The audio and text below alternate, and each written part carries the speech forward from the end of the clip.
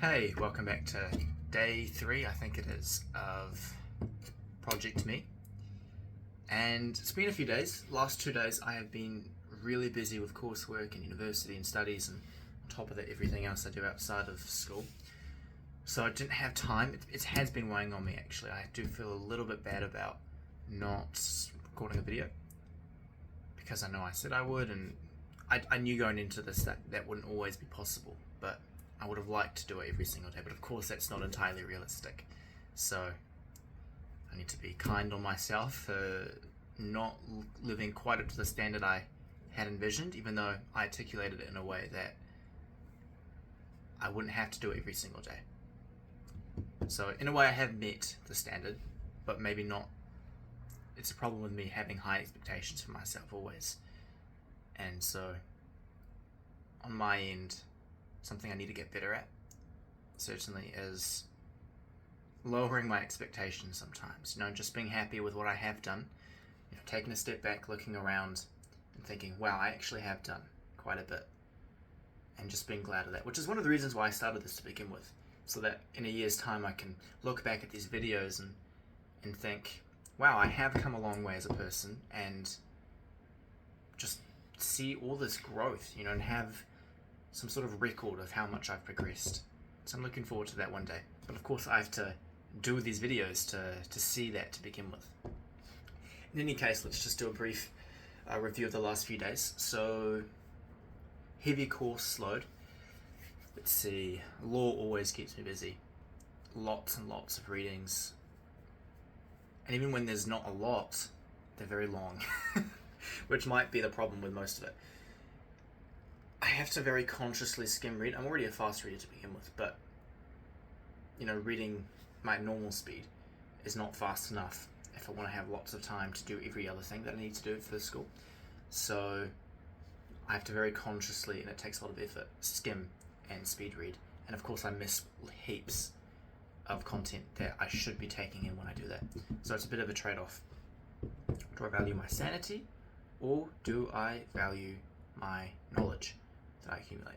So trade-off, but I've got to find a balance, and that's just going to come with time, I think. But in any case, that was the main thing, doing reading, preparing for the lectures, priming myself. Has anything else come up? I suppose the main thing that I should be talking about is relationships with my flatmates or my roommates. For those of you who don't live in Australia, New Zealand, or I don't know if this is in the UK as well, but we call apartments or houses, we call them flats for the most part. So instead of roommate, for example, we call them flatmates.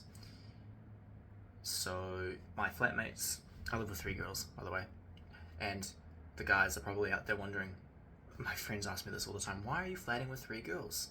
And the answer is, I don't know.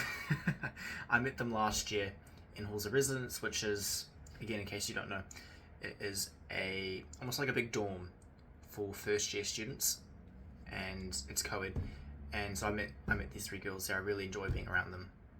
One of them studies classical studies, which I was really into growing up. Loved, learning about gods, and not specifically Italian or Greek, but just ancient cultures in general. Huge fan of the Egyptian gods, for example. Of course, Greek and Roman as well, but I digress. The other 2 study architecture, and I just get along well with them for the most part. But like any flat, or like any housing dynamic, there's always problems that need to be solved. And one that I've noticed let me just back up a little bit. One thing I've noticed about myself, particularly this year, living with other people in a very small environment, is that I tend to bottle things up. I don't say it. I don't communicate very well, and it's something I need to get better at for sure. It's something I need to improve at. And I suppose what I envision when I say getting better, the end result would be, when something bothers me, I'm able to articulate it straight away, and I'm able to say, this is what is bothering me.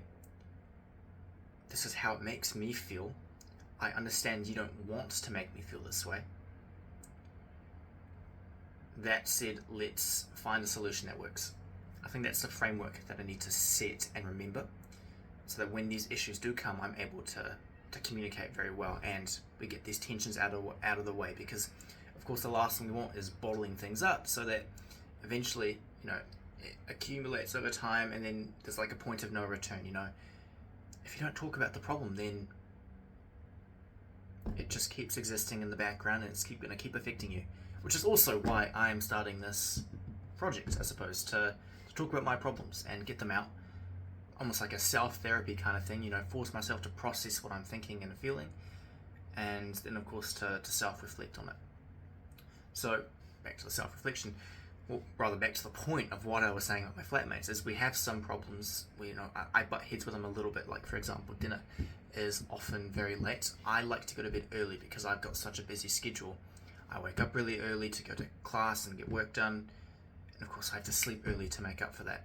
So I go to bed around 10 to 11 o'clock, which for them is very early, but for me it's quite normal. And so I'd prefer to be eating dinner before 7 o'clock because, of course, it's much harder, in my experience at least, to fall asleep on a stomach that's processing food. So I would prefer to eat earlier, whereas they don't. And this is just one example of a few things recently. And dinner's being made really late, and I don't like that. So I am going to have to, at one point, not confront, I don't like the word confront, but discuss with them a way that we can make it better, or find a solution that works for all of us. Because maybe the solution is I start cooking my own meals, for example. That is always one option. Right now we cook together as a flat, so we take turns cooking for everyone.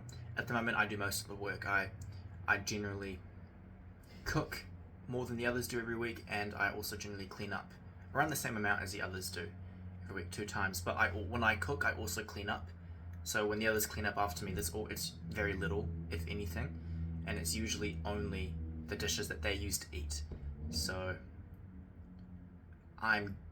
it's fair to say that I'm doing a lot more work than the others are when it comes to cooking and cleaning up the kitchen. That doesn't bother me a whole lot. I do love cooking. But that said, it would be nice if the others picked up, the slack a little bit in some regards. But it's not enough to push me over the edge or feel like I need to discuss it with them or anything, because it doesn't bother me all that much. But maybe I should chuck it in when I discuss, because I don't want that eating up at me, since I've just been talking about how you don't want to bury things, So maybe I'll think about that, and I'll report back tomorrow, I suppose, with what I decide to do. That's really the main thing I have.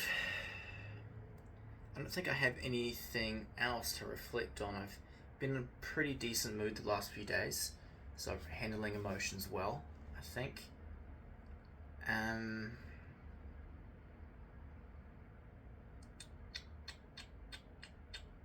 Yeah, no, I think that's it. Nothing else is coming to mind. I have been really busy with work, schoolwork, and it's gonna get worse, because it's gonna get worse before it gets better. I picked up an extra class this week. It's one of the things I have to do for a certain class. I have to pick up like an extra tutorial. So I'm going to that tomorrow, which I had to do all this extra preparation for, which set me back a few hours. And of course, a few hours is quite a bit when it comes to work. I'm actually really looking forward to a full-time job when I get out of university, because I'll be working less than I am now for university, which is crazy to think about. I think if I tallied up my hours, I'd be doing about, including going to and from campus, which I walk to, so that's about 45 minutes every day. Including that, I think I'd be doing about 55, no, even more, because I rarely find myself doing things I actually want to do, like hobbies and stuff. I think I want to say I spend maybe 60 hours, 70 hours a week working on schoolwork. And then of course, the other things I feel inclined to, like applications and some reports for my job as well that I have to do. Yeah, no, quite a bit of work. I really need to find some boundaries for myself. I think otherwise I'm going to get burnt out. I've got another 3.5, 4 years to go in my conjoint degree, which is a double degree. So quite a ways to go.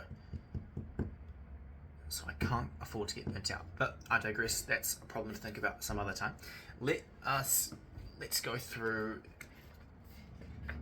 the meditations book. The Daily Stoic by Ryan Holiday. And find today's reflection. Today is April 16th? I think so. 18th. Alright. Opinions are like, and this is a quote by Epictetus in Discourses. What is bad luck? Opinion. What are conflict, dispute, blame, accusation, irreverence, and frivolity? They are all opinions, and more than that, they are opinions that lie outside of our own reasoned choice, presented as if they were good or evil. Let a person shift their opinion only to what belongs in the field of their own choice, and I guarantee that person will have a peace of mind, whatever is happening around them. So what I'm getting out of that is, this is a very common Stoic characteristic, or theme rather. Don't take anything personally. Recognize that a lot of your perception is simply an opinion of what goes on around you, which is not inherently bad, because I think to be unique you have to have your own opinion. But when it takes the form of, shoving your opinion out in perhaps a disparaging way, or having that opinion or that perception affect you negatively, then I think it becomes a problem, both to yourself and to other people. Anyways, let's see what Ryan Holiday has to say about it. Opinions. Everyone's got one. Think about all the opinions you have about whether today's weather is convenient, about what liberals and conservatives believe, about whether so-and-so's remark is rude or not, about whether you're successful or not, and on and on. We're constantly looking at the world around us and putting our opinion on top of it, and our opinion is often shaped by dogma, religious or cultural, entitlements, expectations, and in some cases, ignorance. More than often, I imagine. No wonder we feel so upset and angry so often. But what if we let these opinions go? Let's try weeding, ekopting, cutting or knocking out. Let's try weeding them out of our lives so that things simply are. Not good or bad, not coloured with opinion or judgment, just are. I like that. I like that, actually. I disagree a little bit because, like I said, I feel like sometimes you have to have an opinion to be unique. And if you simply accept things as they are, one, you're not putting a foot forward sometimes, which makes it challenging to take a step in a direction. But largely I do agree. I think the world would be a far better place if most people simply accepted things for as they are and worked to mediate things. I think it's particularly my generation. I think we have a major problem when it comes to victimhood. I think we love to try and find and seize the moral high ground. It's far easier, I think, to deflect our own problems if we take the moral high ground. It's more accessible for us to deflect outwardly. If we find problems anywhere else but in here, then we focus on those problems out there. We don't have to address what goes on in here.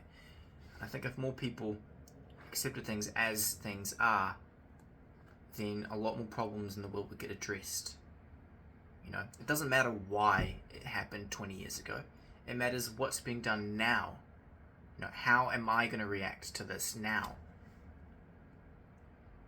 I don't care that you think I'm a jerk. What matters is how I'm going to react to that. I'm going to react in a way that... How would I react to that?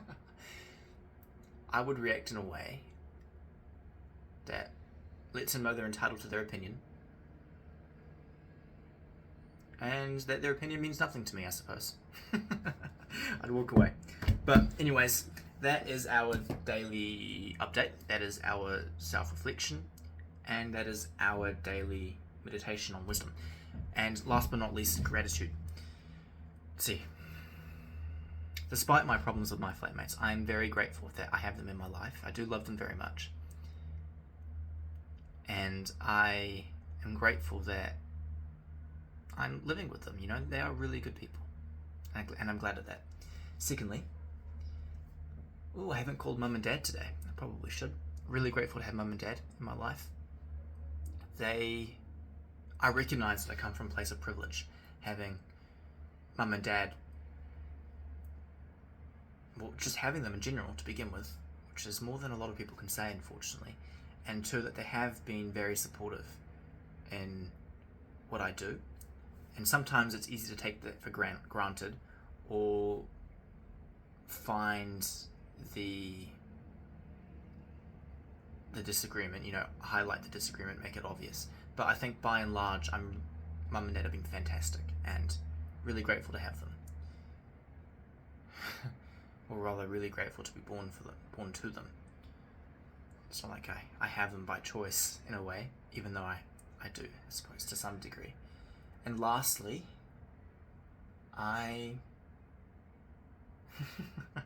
this is a bit silly. I'm very grateful to Kit Kat for coming out with a cookie dough chocolate bar. I really enjoyed it today. I bought one. Really liked it. Probably not very healthy for me, but I did really like it. So grateful for them for that, because I had a good time eating it. And I ate a whole bar, which is far more than I should have eaten, given it's like 900 calories for the whole thing. But hey, you gotta live a little sometimes, right? That's alright. Anyways, I hope you all have a wonderful day or night or whatever time it is for you, and have a great one. Cheers.